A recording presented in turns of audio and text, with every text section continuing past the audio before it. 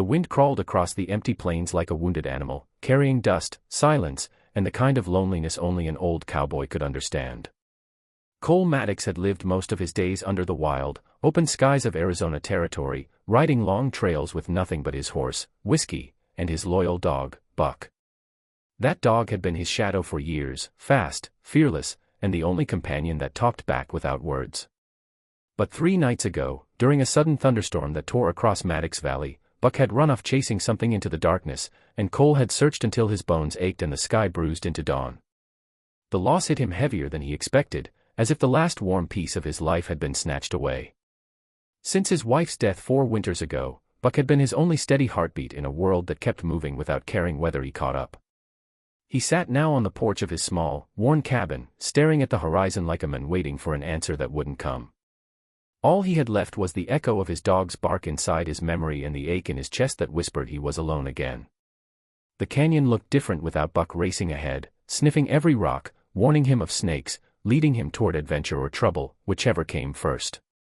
Cole kept replaying the night in his mind, wondering if he could have done something different, called louder, searched longer. But the storm had swallowed everything, and now he was just an old cowboy with an empty yard and a heart full of regret. By the 3rd morning, he finally accepted Buck was gone. Something out there, coyotes, wolves, maybe the storm itself, had taken him. Cole saddled Whiskey, ready to ride out one more time just to make his conscience quiet, when suddenly Whiskey's ears pricked forward. Then Cole heard it, barking. Not just any bark. Buck's bark. High, sharp, urgent. Cole froze, afraid he had imagined it, but then it came again, closer. He spun around, heart pounding like hooves on hard ground, and there he was, Buck, muddy, panting, exhausted, but alive. Cole dropped to his knees, laughing a broken, disbelieving laugh as Buck leaped against him. But Buck wasn't alone. Behind him, staggering, barely able to stand, was a woman, an Apache woman, wrapped in a torn blanket, her face pale with exhaustion, her steps trembling as if the earth kept sliding under her feet. She collapsed before Cole could reach her. Cole lifted her gently. She was burning with fever, her breathing shallow, whispers in a language he couldn't understand slipping from her cracked lips. Buck circled them anxiously, whining. Cole carried the woman inside, laying her on his bed, covering her with his only warm blanket. Her wrists were bruised, her clothes were torn in places that told a dark story. Someone had chased her, someone had meant her harm. Buck must have found her lost out there in the storm-ravaged canyon, and instead of coming home alone, he had chosen to lead her to safety. Cole sat beside her through the night, wiping her forehead, giving her sips of water, and talking to her softly even though he didn't know if she understood. She opened her eyes once, dark and deep like night itself, and whispered a single word, Totsie. He wasn't sure if that was her name or a plea, but he repeated it gently, hoping it brought her comfort. As dawn painted the plains gold, she calmed, breathing steadier. Cole realized he wasn't alone anymore, not because of the woman herself, but because of what her arrival meant. His dog had brought her, trusted him with her life, and Cole Maddox never failed those who depended on him. Not before, not now, not ever. The day warmed, and with it came a strange sense of purpose he hadn't felt in years. Maybe fate had sent Buck out into that storm. Maybe Buck had returned not just with a stranger, but with a reason for Cole to keep living. Maybe the quiet, lonely cowboy wasn't meant to finish his days talking only to the wind. And as the woman slept, and Buck lay at her feet like a guardian, Cole whispered to himself, when she wakes, I reckon everything round here's gonna change. And he wasn't wrong. Because the trouble she carried, and the men who had hunted her, were already on their way. And this cowboy, who had sworn he was done with the world, was about to step into a fight bigger than anything he'd known. And as the scene fades, viewers, don't forget to hit that subscribe button to keep the fire burning for more heart-pounding Wild West adventures. Your support keeps these stories alive. The morning sun bled slowly across the desert horizon, warming the small cabin as if trying to coax life back into the Apache widow who slept under Cole's blankets. The night had been long, full of fever-murmured words Cole couldn't decipher, but he stayed awake the whole time, keeping watch over her like a soldier guarding the last hope of peace. Buck never left her side either, nudging her hand now and then, as if encouraging her to fight her way back to consciousness. When her eyes finally opened, she looked at Cole with a wary mixture of fear and confusion, her gaze sharp despite her weakness. Cole spoke gently, telling her she was safe, telling her Buck led her here, telling her no one would hurt her under his roof. She didn't speak for a long moment, and when she finally did, her voice trembled like a faint echo in a canyon. She told him her name, Totsi, and told him her husband had been killed by renegade outlaws who hunted her next, believing she held something valuable her husband stole. She insisted she didn't know what they wanted, only that they killed without mercy. She had escaped into the storm, running blindly until the world turned black. Buck found her collapsed under a cliffside, shaking from cold and fear, and somehow convinced her to follow him. Cole listened silently, rage boiling deep inside him. He had seen what outlaws could do. He had buried victims before. But something about Totsi's quiet strength, her refusal to break even when hunted, struck him hard. She wasn't just a widow.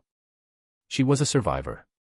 As the sun reached its peak, Cole taught her to drink broth, helped her stand, helped her take small steps across the cabin floor. She watched him with guarded gratitude, as if unsure how long his kindness would last. Cole didn't push her. The West had taught him that trust wasn't given, it was earned, steady and slow. Later that afternoon, while Cole chopped wood outside, Buck suddenly growled low, a warning that stiffened Cole's spine. 3 riders approached from the distant ridge, hard-faced men with rifles strapped to their saddles. Outlaws. The same ones hunting Totsi. Cole stepped between them and his cabin, hand hovering over his revolver. The leader, a tall man with a scar down his cheek, sneered as if he'd already claimed victory. He asked if Cole had seen an Apache woman. Cole lied without blinking. Said he'd seen no one. The scarred outlaw didn't buy it. He warned that anyone hiding her would be marked for death. Cole met his gaze, cold and unshaken. Then mark me, he said. The outlaws rode off, but their eyes promised they'd return. When Cole went back inside, Totsi stood in the corner, trembling, not from fear, but from guilt. She told him she didn't want her danger to become his. But Cole simply shook his head. When Buck brought you here, he said, you became my responsibility. And I ain't the quittin' kind. For the first time, she smiled, small, fragile, but real. Over the next few days, she regained strength, helping around the cabin, cooking meals, and even showing Cole how to track by reading signs most cowboys overlooked. In return, Cole taught her to shoot, to ride, to defend herself. They became a team forged by necessity, but warmed by something deeper, respect, understanding, and a quiet companionship neither had felt in years. But peace never lasts long in the Wild West. One night, while they sat outside watching the stars, Buck suddenly barked sharply and ran toward the canyon. Cole and Totsi followed, rifles ready. In the moonlit valley below, the outlaws returned, this time with torches and a small army. They weren't searching anymore. They were coming straight for the cabin. Cole felt the old fire rise inside him, fear mixed with determination, loneliness replaced with purpose. He looked at Totsi, who stood tall beside him, gripping the rifle he'd taught her to use. She wasn't the same broken woman who had collapsed at his door. She was fierce. Ready. Alive. The battle that followed was raw and unforgiving, gunfire echoing across the canyon, flames cutting shadows into the valley walls. Cole fought like a man protecting the only good thing left in his world. Totsi fought like a widow reclaiming her right to live. Buck darted between them, warning them, distracting attackers, as loyal as ever.